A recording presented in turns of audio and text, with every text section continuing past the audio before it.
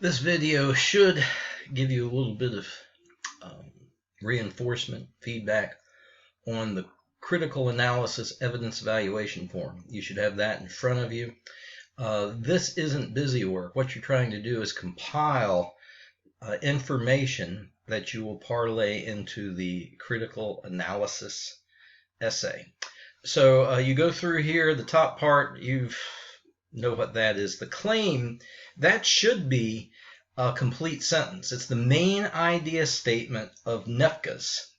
What is his main idea, his thesis, so to speak? And I'll just give you a tip. It answers the question why we can't put down our phone, why we can't stop checking our phone, the title. So that's the claim. Now here, and there's actually a lot more evidence here. That is a strength of this article. And you might actually want to note some more, but the idea here was for you to specifically reference evidence. Like, for example, one blank you could put 94% of Americans think texting should be and driving should be illegal. That's paragraph 4. And then so that's your reference. And the type of evidence, well, that's statistics. So make sure you're identifying the type. And the sheet I gave you that gives an overview of the structure of the paper, paragraph by paragraph, and the various terms, there are pages there that refer you back to the book if it's baffling. And this essay and the accompanying pre-writing that builds it, this essay is really, you can think of it as a big take-home exam you can spend lots of time on for the whole semester. So ideas we did earlier are being presented here. I'll give you one you may not have caught. He compares a smoker and his lighter to cell phone use, and that's an analogy, and that's paragraph 17, for example. Those are the kinds of things you should have. Now here, you will actually be explaining this in a full paragraph, so this could be a practice. Is the evidence sufficient, relevant, and accurate? Explain. Be specific. Is there enough of it? You could always have more. Is it all relevant? Maybe you feel some of it's not relevant. Some of it may not be that accurate. I mean, statistics to be accurate need to be based on broad studies. Just a hint there, he's got some studies that maybe are not as in-depth and representative as we like. So look back through it. You can find some things. The next page, the author used mostly fact, opinion, or reason, judgment. He uses a lot of reason to judgments, opinions. That's your opinion. Just explain it well. He uses all of these. He uses some facts. He uses a whole lot of statistics, which, once again, are not facts. So you want to go ahead and look through that, peruse that, try and get some good details. Does he present an effective mix of types of evidence? Explain. That is something, it's your opinion, but you need to explain it. You just can't say it's effective. Explain why. Are there failures in logic? There might be failures in logic here because there are certain assumptions that he has. There are problems with assumptions. He thinks that we can change one habit for another, perhaps. That's an assumption. Are there failures in logic? Is there a hasty generalization? Is he coming to conclusions based on not enough information? Is there perhaps somewhere here a false analogy? All those failures in logic that we went over in that packet, those inductive fallacies, that's a lot of what you want to be mining for to see if, okay, is there a problem here?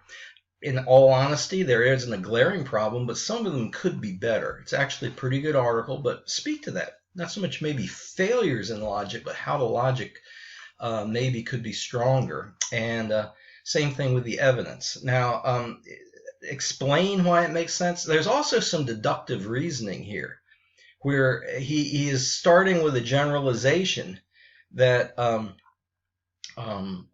addictive habits do not respond to mere penalties.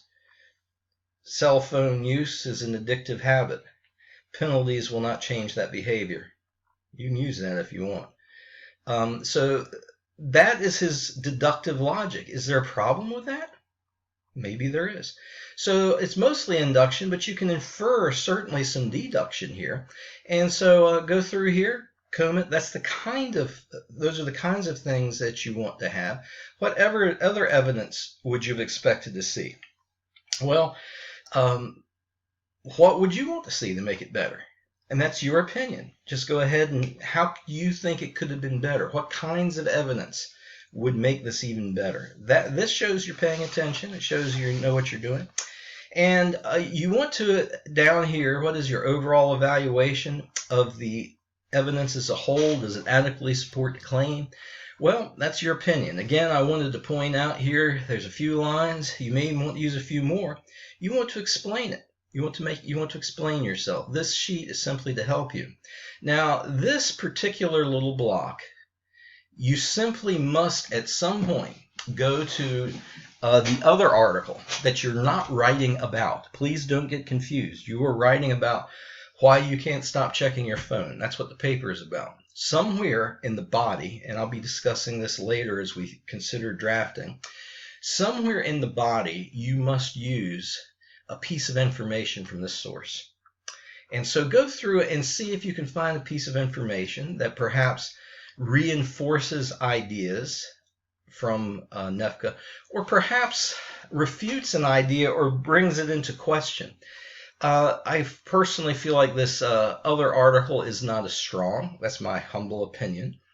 But some of her ideas in here, if you're paying attention, directly refute Nefka's notion. It seems like she has a little different definition of what addiction is and what might be addictive behavior, etc. And that's certainly something you can use to extend your thinking about the article, why you can't stop checking your phone.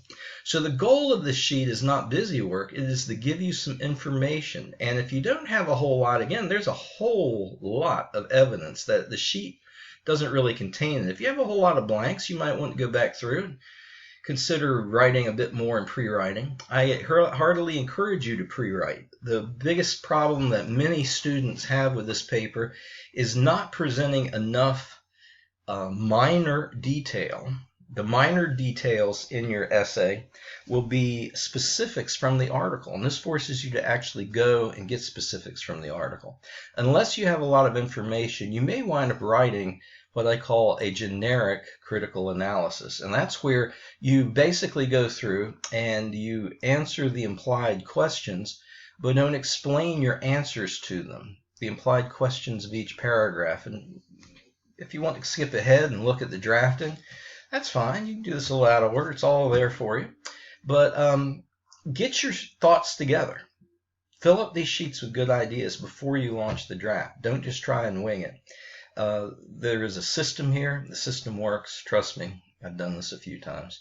I wish you well with this. Do your best. That's all you can do. In the meantime, stay safe, and I'll catch you in the next one.